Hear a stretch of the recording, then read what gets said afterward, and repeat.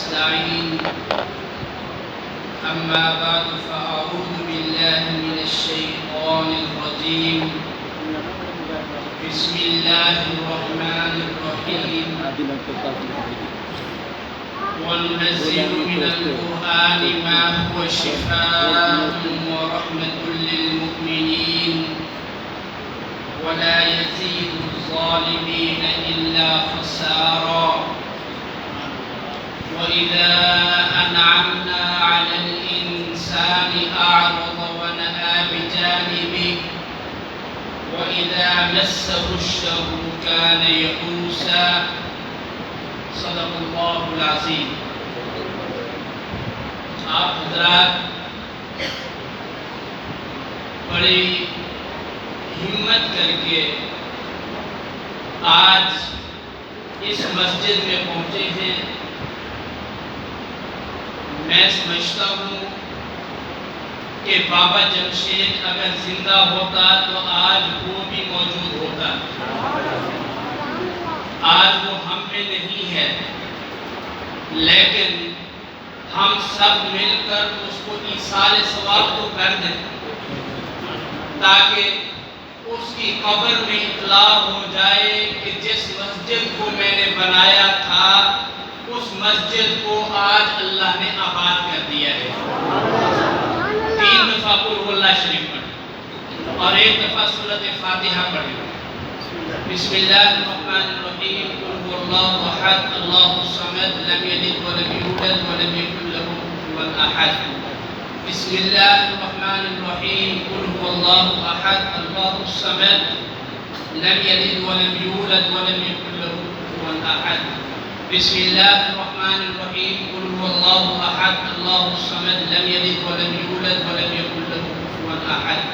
بسم اللہ الرحمن الرحیم الحمدللہ رب العالمین الرحمن الرحیم مالک یوم الدین ایاک نعبد و ایاک نستعین اہدنا الصراط المستقیم صراط الذین انعمت علیہم غیر المغضوب علیہم ولا الضالین۔ ہاتھ اٹھائیں۔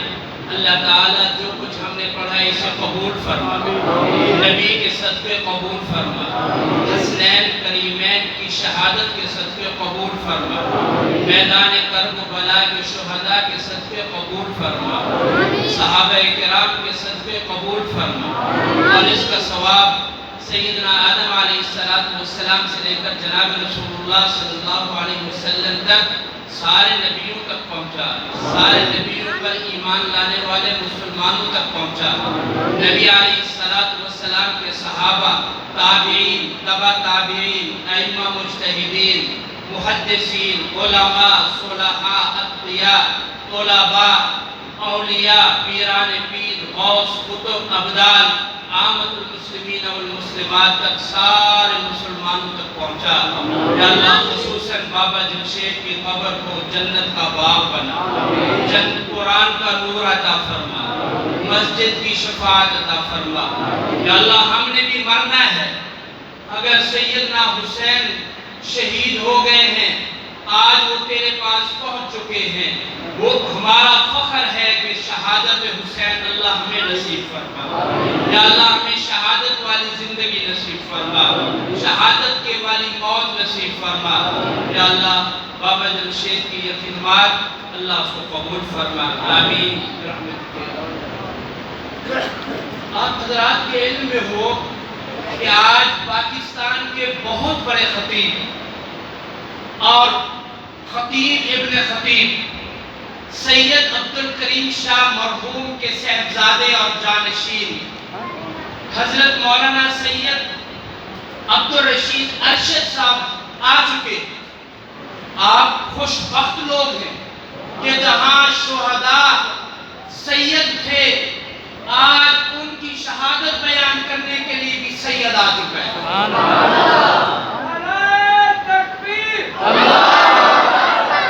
حسین سید تھا، حسین حسین تھا، حسین بہادر تھا، حسین نبی کے دین کا پروانہ تھا، حسین قرآن کا عامل تھا، حسین قرآن والا تھا، حسین نماز والا تھا۔ آج لوگ نام تو حسین کا لیتے ہیں، کام یزیدوں کا کرتے ہیں۔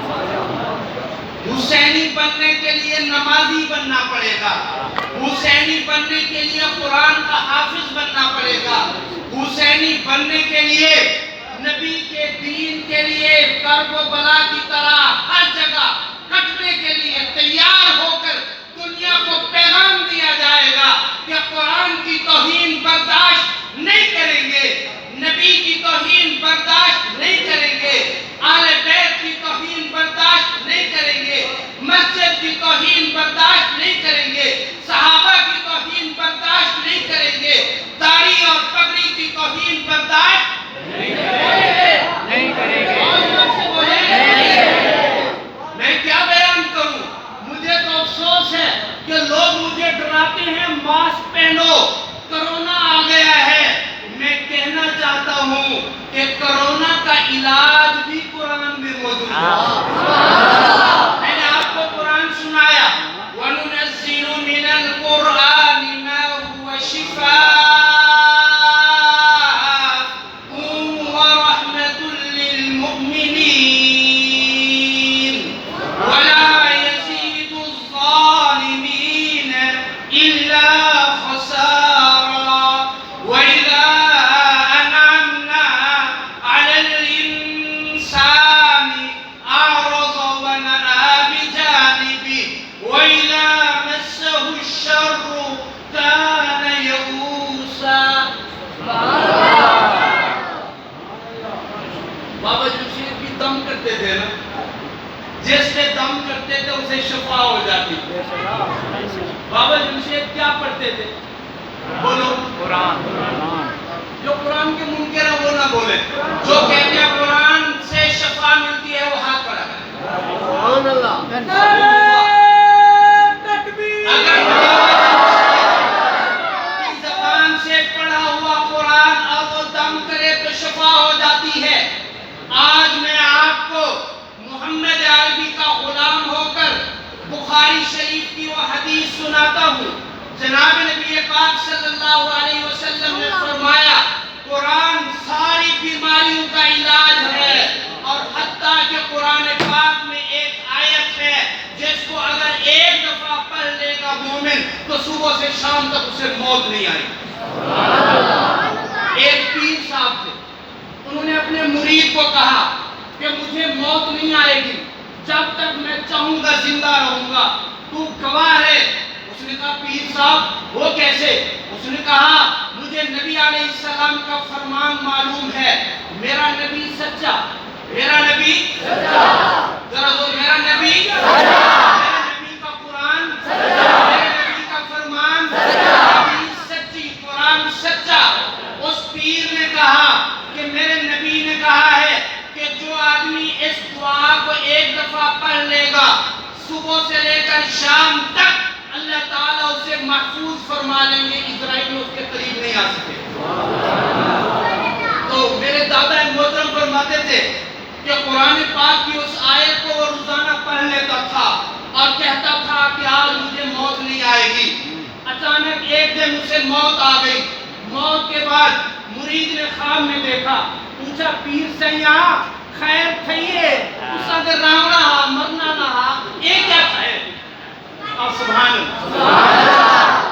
انہیں فرمایا شیطان دا مردار دا وہ تھے نقصان تھی شیطان نے نبی فجر دعا فرما چھوڑی۔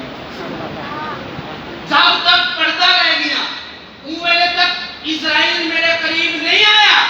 آج صبح میں بھول گیا جن وجہ کو میں کو آج شیطان بھلا چھوڑے۔ حضرت اسرائیل روح کا بھی معلوم ہوا کہ انسان کو موت کون دیتا ہے؟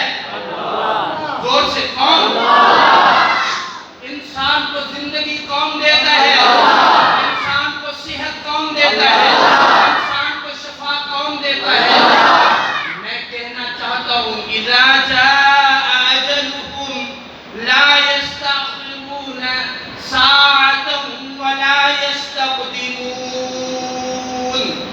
اللہ کا قرآن سچا ہے یا کہہ؟ اللہ کا قرآن، اللہ فرماتے ہیں قرآن پاک میں اذا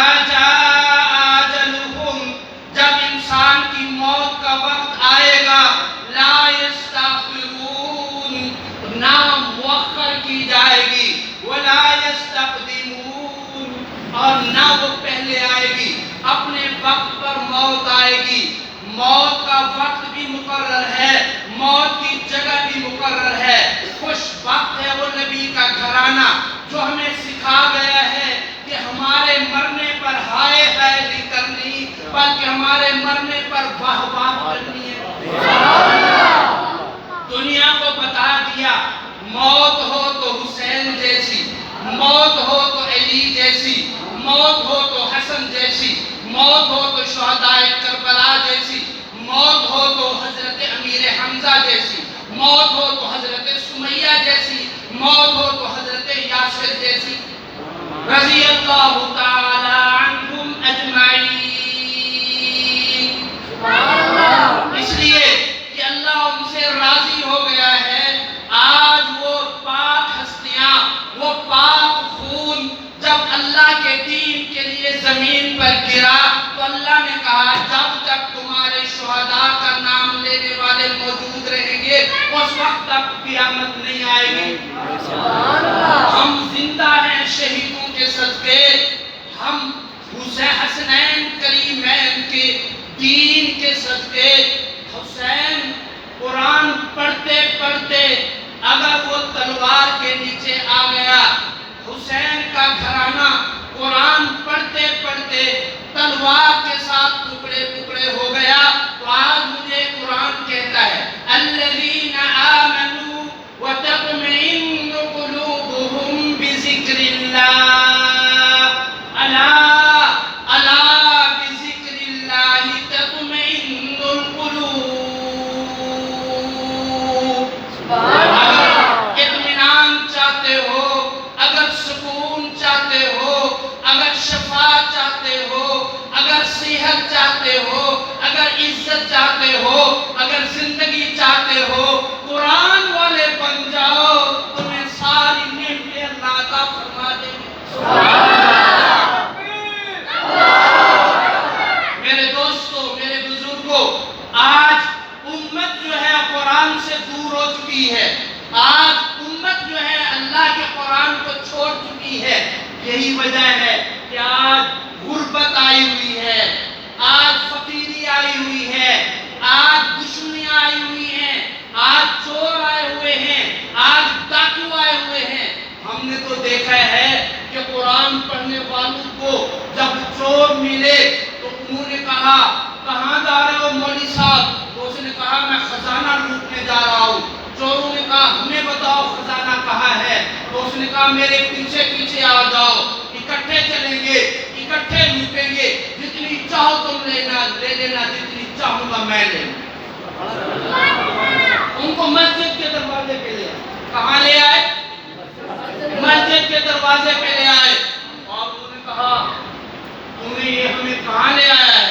یہاں تو ساری کوئی چیز ہمیں نظر نہیں آتی۔ اس نے کہا جس گھر میں اللہ بستا ہو اس گھر میں سارے خزانے ہوتے ہیں۔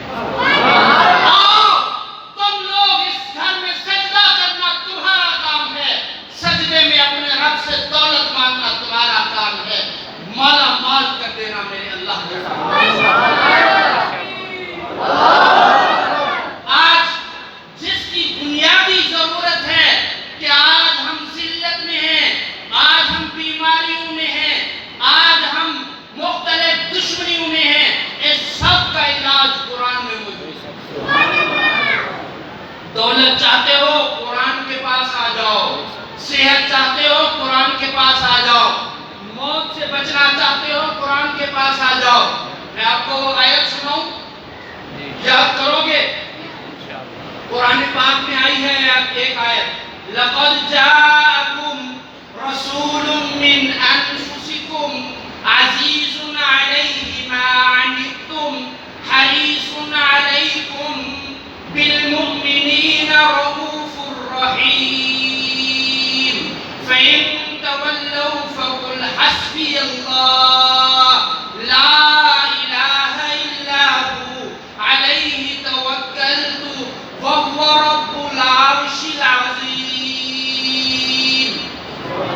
جو آدمی اس آیت کو ایک دفعہ پڑھ لے گا اسے صبح سے لے کر شام تک اسے موت نہیں آئے گی۔ اور اللہ تعالیٰ نے فرمایا، جناب نبی پاک صلی اللہ علیہ وسلم نے فرمایا، جو آدمی اس دعا کو، شاہ صاحب آگے ہیں، نعرہ